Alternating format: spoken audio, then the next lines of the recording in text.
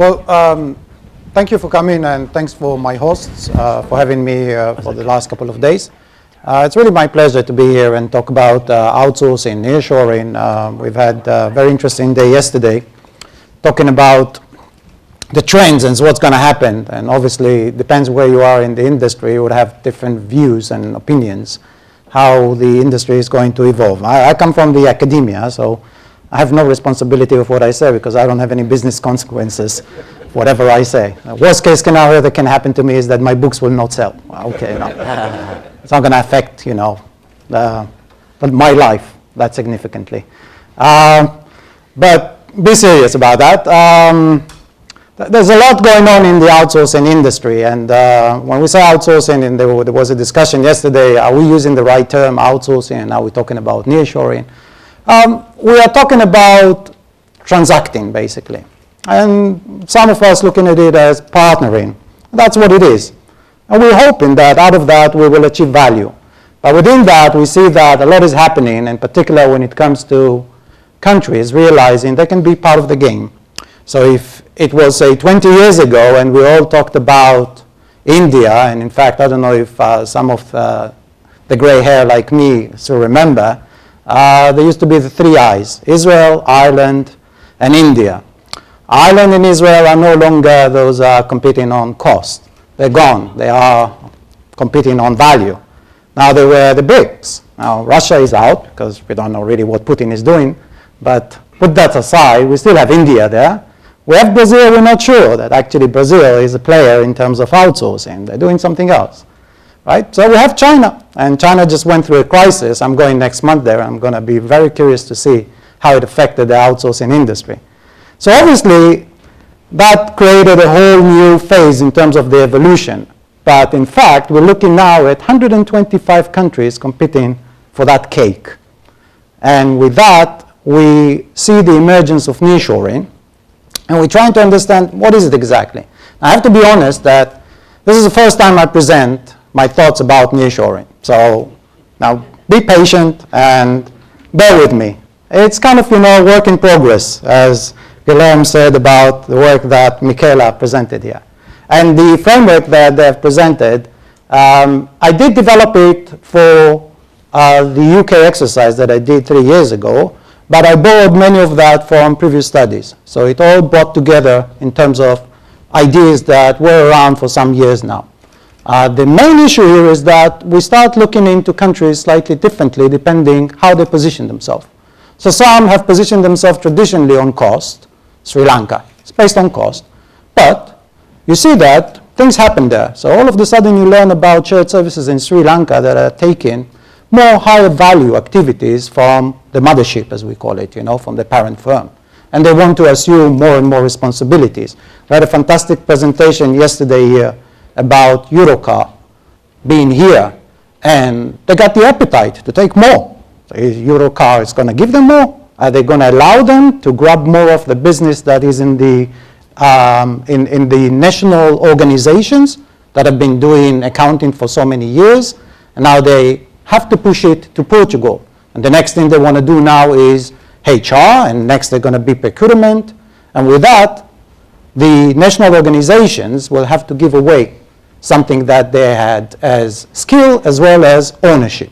But that creates a whole dynamic where the skills are, and where you lose skills, where you lose knowledge, but you still have accountability, and you have to apply control. So there is a lot of dynamics when we're looking at such nearshoring, and I'm trying to make sense all of that in this presentation. So let's start the journey. First of all, this is where I come from. It's called Loughborough. I had a lot of difficulties pronouncing it for the first year I was employed there. I think I got it now. This is how it looks like.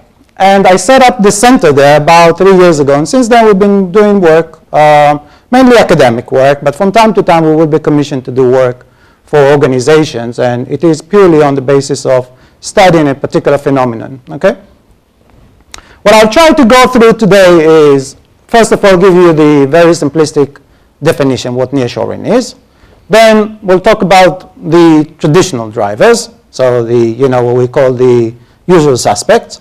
And then we'll talk about what's going on now. So contemporary drivers, and why we need to think about those as an opportunity for any country.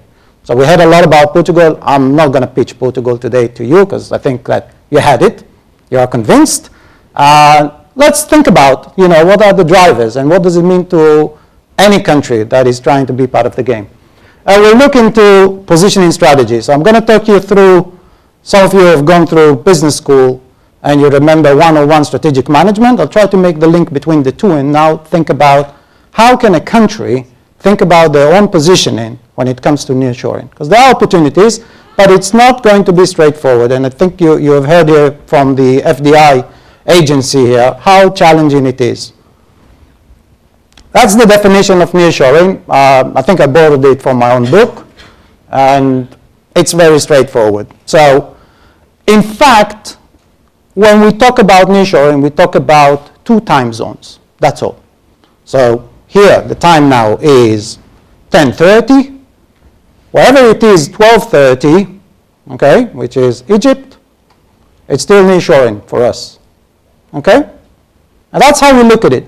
So for many countries, they look at it slightly differently, and they consider if there is an ocean between us and the location, then we're talking about offshoring. We look at it as, in terms of operations, if you are 2 hours away, then you are benefiting basically from the proximity on the time zone. And that has a lot of consequences. All of you are aware that we want to finish the day job at some point. So we don't want to hold calls. We don't want to hold calls at about 9 o'clock in the evening because our partners from the other side just started the day and we want to go to sleep. Okay? So we look at it in the way that we operate in proximity. Okay? And the line of functions that are moving around varies. It could be IT, it could be the usual suspects of F&A, procurement, and they move around. Okay? And the thing about Europe is that traditionally much of that was positioned here in Western Europe or Southern Europe, and now it's going a little bit to the east. And for Portugal, obviously, whatever was in the north, you would think they can come here. And for the UK, obviously, it's even the same time zone. So I talked already about the traditional drivers. The hidden costs are an interesting one because what we do with that is we say, in many of the cases, you can compute what you'll be paying for transacting on offshoring. So you would know what you'll be paying as cost because of an offshoring transaction. That would be about traveling from time to time, that you need to visit your captive center in Bangalore or where have you. But then you will not account for the hidden costs. And the hidden costs are crisis. Can you account for that? No. Can you account for anything which is damaging to your company and requires you to react quickly? Can you account for anything that concerns, for example, shifts that you have to run because of offshoring? And these hidden costs are becoming much lower when you are nearshore, simply because it's much more easy to hop on a plane and travel from Birmingham to Warsaw. And you can do that on a day trip. And you can still be productive during the day. So I'm giving an example of a company we worked with that had the development center in Warsaw. The company is in Coventry. The director is hopping on the plane in the morning, getting 1 hour to the center, does everything there, come back to have dinner with his kids, and goes to sleep. All right? That's hidden costs which are far more lowered in terms of how we can control for that. The second thing is time zone. We talked about that. So straightforward, we can see the benefits of operating the same time, particularly when it comes to client-facing nearshoring operation. It is very important that if you have first line support and second line as critical in the parent firm, then it is very critical that second line support, where it is escalated, will be on the same time zone. And you will always have the interaction between first line support and second line support, critical. Then you have closer cultural compatibility. We should hope so. I don't know. I mean, within Europe, probably there will be a lot of disagreement. What does it mean? But it probably, as a comparison with India and China, we are a little bit more comfortable, thinking about, say, British understanding, for example, the Polish, or British understanding better the Portuguese as compared with British trying to understand Chinese. Okay? People, not language. Then there is the issue about data security, and this flares up, obviously, a lot of issues with the East, where we have concerns about data security. The problem now is that we're operating under the cloud. So to be honest, do you know really where your data is? Don't think we do. But when it comes to regulations, then we know that within the European Union, we cannot move data too far. So that helps the notion of nearshoring to say, well, even if you want to go far, you can't go too far. So these are the very straightforward drivers. And I think we're all in agreement about that. We're getting now into what's happened in the last few years. And I've started a study a couple of years ago, and I've just had the chance to crack the numbers. And what we see is that there is a new attitude towards offshoring. Perhaps you've sensed that. And what we see is that multinationals are rethinking their offshoring strategies. Now, it doesn't happen in dozens. It happens, you hear about that. From time to time, a company will take back their operations from offshore, bring it back either nearshore or onshore. So we had the story about Dell doing that about 10 years ago. We had another story about GM bringing back their IT. We have now a story, DLVA in the UK brought back completely their IT. And we hear about more and more these kind of decisions taken by companies, or even expressing this idea. In a study that I did, and this is based on 200 largest firms in the UK and in the US, the biggest consumers of outsourcing services, this is what we got. Well, we asked them, if you were to stop sourcing from offshore, would you experience a sense of relief? That's attitude. You got altogether here around about 70% saying, yeah, I would be relieved if I can do that. That's significant. Attitude can be translated into acts at some point. The second bit that we ask is backsourcing, bringing back, is a strategy for you? And we have here, again, 65% saying, it's going to be my future strategy, thinking about bringing back. And that's significant. In fact, in this study, we asked them, have you backsourced? And we had 44% of our sample. These are the 200 largest consumers of outsourcing services that offshore. 44% of them have brought back a function, not necessarily the entire service, but something that they've realized we've done wrong. It should not have been there. It should have been with us. And I will talk about why it's happening. There are reasons for that. So that's one thing that rings in our head, kind of an alarming signal. Something is happening here. Something is changing, and we need to understand what are the implications, and obviously there are implications for nearshoring. Second thing is the innovation agenda. Kerry, the CEO of the National Outsourcing Association and the European Outsourcing Association, presented her results, the results that they have done yesterday. I do have reservations about the results that they have, generally speaking, in terms of how they collect data. But one thing that I was quite pleased with is innovation was top. And it's what I framed it yesterday is give me value. That's how I put it. You can call it innovation, whatever you want to call it. Give me value. Because we moved from the point that we transact only on services, and we are trying to get into partnership that will result in the end in something that brings value to the client. And it's just a natural progression of experience from the client side, realizing that on the services side, which can be easily captured in SLAs, it can be managed. I'm not saying that we have solved all the problems, but what I'm saying is that we can achieve more through partnership. And if we can, then I ask for innovation. Now the question is, what is it that you can do for me? Very simple question. We do hear it in marriage a lot. What is it you can do for me? But in such marriage, it is very important to realize, so how can we actually move from the very transactional to something that brings value? So you can see we are around about 50% on this study that I've conducted in 2012 and repeated that recently, over 50% of the client base will say, help me transform, turn ideas into new and improved processes, which are, in many of the cases, are not captured in SLAs.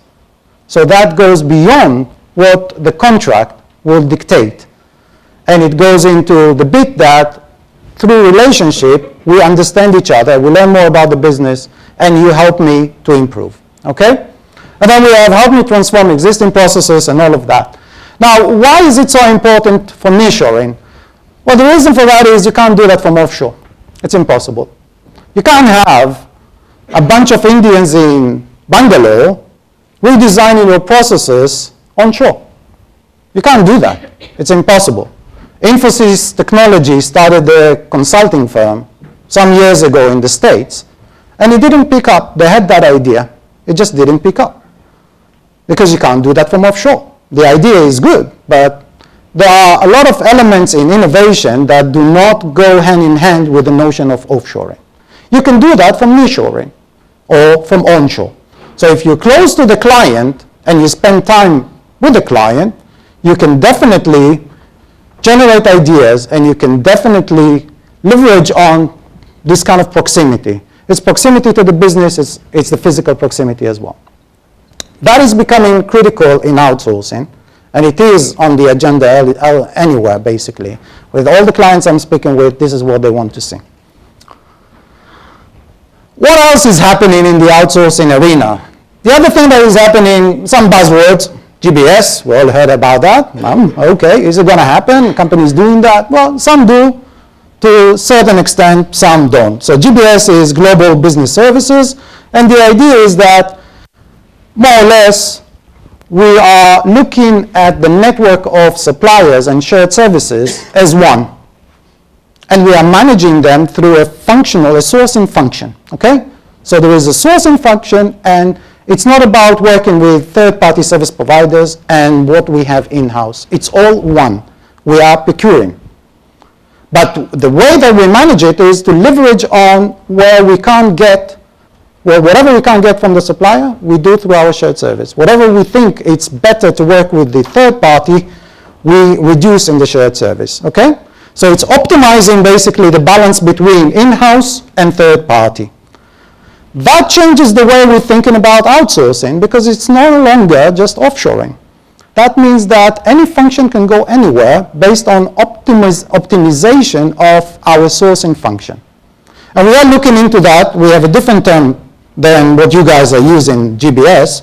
We call that plural sourcing.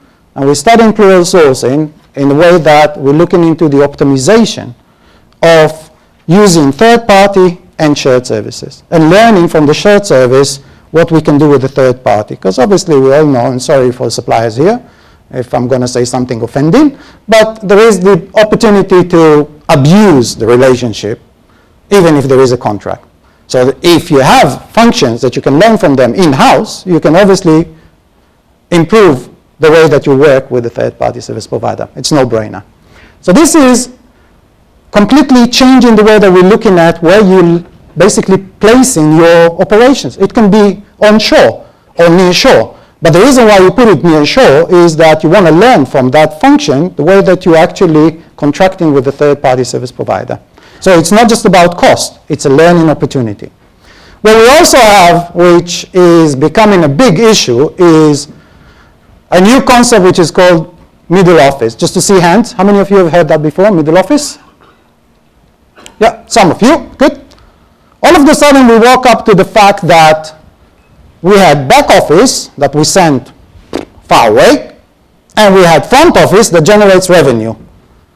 And we learned, you know what? There is a bunch of functions somewhere in the middle that if we don't tie it to front office, we're missing on revenue. So the front office is too far from the back office, and there is no link between the two. How do we make that? Much of that actually have gone too far, and we are bringing it back onshore or near shore. So the big question is, first of all, to identify what is middle office, and there are quite a few articles out there, in particular in the banking sector, where we identify what middle office is, and now we're thinking, where should we bring it back? So some companies brought it back onshore, but others thought, it doesn't have to be onshore, it can be nearshore.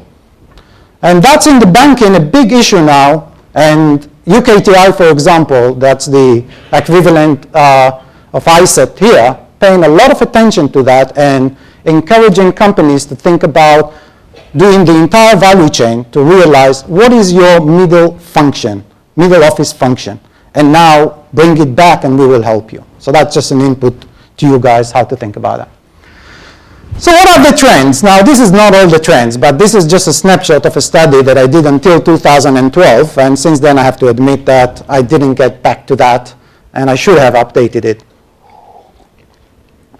Look, these are the 250 Fortune firms, the largest firms in the world, not outsourcing-wise, the largest firms in the world.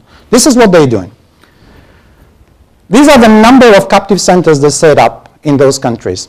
Okay, so we've got India, China, we've got Central Eastern Europe, rest of Asia, we've got South America, and then Africa and Middle East. You can see the trend. I started tracking them in 1985, so I went back to historical data, and then I stopped tracking them in 2012. The trend is quite simple here, and you see basically how many captives they set up where every year. And what we see in terms of trend, India is dropping. So that's one thing that we have realized. Somewhere around 2009, multinationals, the largest firms in the world, stopped investing in India. Okay? So a drop in the number of new investments in India. What is growing is Central Eastern Europe and China. China is growing interestingly in R&D. Many of those new investments in China are R&D centers. So that's again something that you guys in Portugal want to think about it. What kind of investment I want here? Yeah, you can attract shared services in F&A, but is that how you want to position yourself? Let's shift to strategies. Now, what do countries do? So the most straightforward one, and I'm not going to talk about it because I think you're exhausted by now, FDI, okay? So that's what you do. You play with corporate tax. You give, all sorts of incentives, and you attract them. And the figures are here. You can see what happened. There are actually figures, but unfortunately OECD had dropped the ball on that. I don't know why. We had figures about how much of investment has gone into ITO, and we have also figures how much investment has gone into BPO, but we don't have that figures until 2014. Because usually they have like 2 years lag in terms of processing the data. But they've dropped the ball in 2011, they don't do that anymore. It's very important to see, based on the slice of ITO and BPO, how much investment going into a country. Because those figures that you get for the entire country doesn't tell the story of the people here. And this is what you want to know. But the interesting bit is that countries in the West are trying to position themselves now as an outsourcing hub. So if you would think UK, you would think consumer. No, you got it wrong. UK now is positioning themselves as an outsourcing hub, which means that they are saying, come to us, but why should I come to you? Because look at the figure. We are spending, okay, 38 billion. That's very strong signal to suppliers. You want to be here. And be here is not the sales office. Be here is delivery centers. For the same reason I mentioned before, you want to be close to your client. And you want to make sure that you generate contract after contract. You have to be there. Okay? It doesn't work just based on sales. This is why Infosys has increased by 30% their headcount in Winston, in their delivery center. Because they understand that. That's the kind of market that we created. But more interestingly is, out of the 38 billion generated, 22 billion remains as value within the UK. That's value generated within the UK. And 3.3 million jobs have been generated just by the outsourcing industry. So if you guys have those figures in Portugal, you can communicate that outside and say, look, that's the market. If you're here, you benefit from that market. Okay? The other strategy that countries are doing is specialization branding.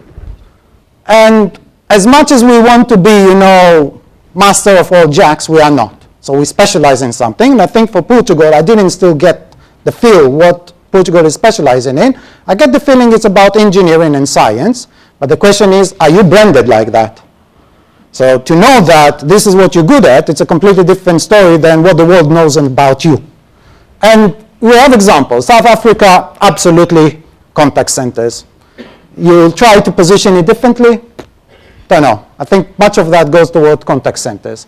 If you look into Poland, back office operations and some software development done there. If you look into Morocco, French-speaking call centers. And to look into Ireland, R&D. You look into Israel, R&D. Ukraine, IT services. Okay? That's a branding. And that's more or less kind of strict and very straightforward strategy in terms of the agencies that are trying to communicate the rest of the world what you're good at. And you attract investment based on that. There is also the signaling, and how do you signal to the world that you exist? You play with names. So who are the suppliers that invested massively in you? That's what the UK is doing on the top. That's out of an exercise we did 3 years ago. So you see all the big names are there. And it's best if you also communicate that in the spending as well as headcount. So if you know how much of spending each of these suppliers, headcount that they've basically invested, or that's basically creating jobs in the country, that's strong signaling as a strategy. And you use that for your PR exercise. The bottom there, I took it from Portugal exercise, if I'm not mistaken, last year. Is that right? Yeah. And there is the differentiation strategy, which comes into investments here and there. This is what I call it, the investment here and there. And why is it? Because it's sporadic and not always organized in a systematic way. So you have PR campaigns. Egypt done that 2009, and then there was the revolution in Egypt. So didn't help them that much. They're saying they're coming back now with another exercise. South Africa did that 2 years ago. Morocco done theirs last year, and they won the best offshoring destination. Bulgaria just won yet last night, and they are doing massive PR exercise. So you might want to think about that, whether it's going to help you doing such a thing. But I'll get to the point that is in the middle. There is the cultural attractiveness ranking, and you want to be on this ranking and so you know whereabout you are. There is the Thornton's Top 100, IOP does that as well, and there is the Gartner, and you want to see that you are there.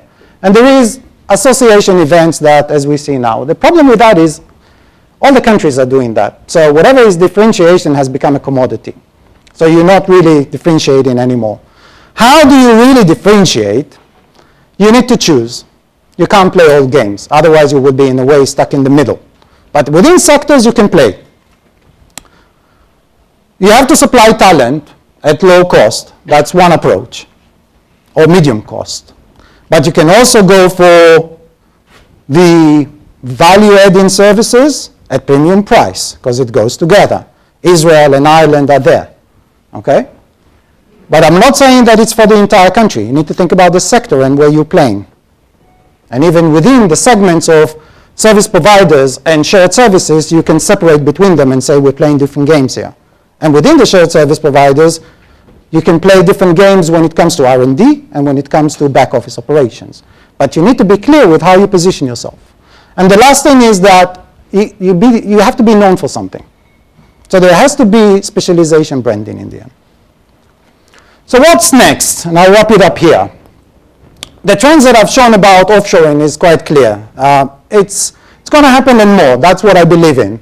And any study that I've done signaling that this is what's happening. So we're going to see more changes in terms of where operations are being placed. And some of that is going to be reshoring and backsourcing, and some of that will be realization of multinationals that we need to reorganize our supply, or our service value chain, I will call it, okay? And that will come with GBS, and will come with middle office, and we will have a new concept for sure at some point. But all of that will signal basically that we are changing the way that we're looking at services. And some of that is an opportunity for a grab in nearshoring. We'll have to come somewhere. The other thing that we see is that more and more countries are playing the game. So we have places like Jamaica, call centers, specializing in call centers, small places. And they are taking a bit of the big cake, you know? And that means that in order to retain your position in terms of revenue, you have to have a really strong position, known for something, or we're going to see phenomenal growth in outsourcing that will mean that the cake has come bigger. I don't think we are expecting to see that. And the last few years, annual growth year by year is run about 4 to 5%. There are certain segments that are expected to grow much faster, such as automation. The prediction is run about 60%. But automation is still small in terms of revenue generation. So you need to think about that as well, okay? Suppliers are going to make their pick where they're going to set up delivery centers, which is a very important element now, setting up delivery centers, based on cost, talent, but also market potential. So we talked a little bit more about market potential earlier on, but that is going to be one of the things that suppliers will be looking at. So I am in China not just to benefit from low cost, but I'm also looking into the Chinese domestic market. Can I actually sell my products in China? Can I sell my products in India? And then what we're going to have is a question about what will happen with Central Eastern Europe. Now, there is no doubt that at the moment, the location for nearshoring when it comes to Europe is Central Eastern Europe.